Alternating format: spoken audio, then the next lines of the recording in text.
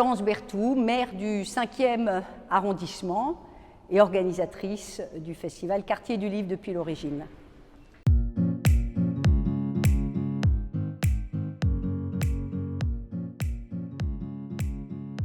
L'histoire a bercé évidemment tout le 5e arrondissement, d'abord parce que c'est un lieu d'histoire, le cœur de Paris, le cœur de l'UTES, et puis les grandes universités, et en particulier Paris 1, qui est notre voisine, y ont dispensé des cours magistraux d'histoire, sans parler du Collège de France. Donc l'histoire, connaître son histoire, c'est aussi important pour se construire et pour affronter les défis. Donc il était normal que dans un festival comme le Festival Quartier du Livre, l'histoire et singulièrement la remise du prix du livre d'histoire contemporaine ait une place tout à fait à part.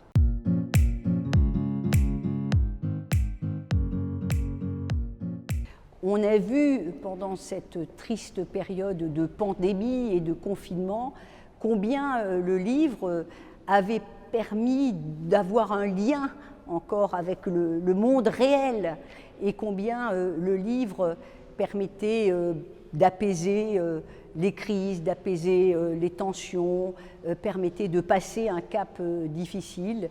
Le livre a peut-être retrouvé dans cette période de crise ce à quoi il sert fondamentalement, c'est-à-dire à nous accompagner tout au long de notre vie.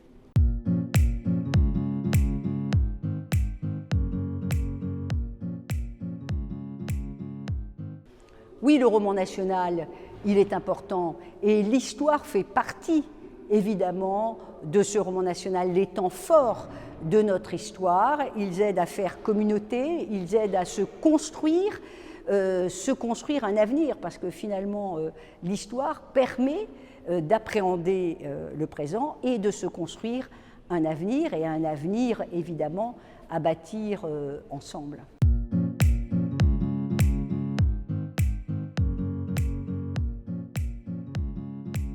C'est dire combien les critères sont exigeants. Donc c'est aussi dire en parallèle combien celle ou celui qui va remporter le prix du livre d'histoire contemporaine le mérite. Bravo à tous les membres du jury, et puis au premier d'entre eux, le président Jean-Louis Debré, qui conduit, je dois dire, les délibérés avec beaucoup d'engagement.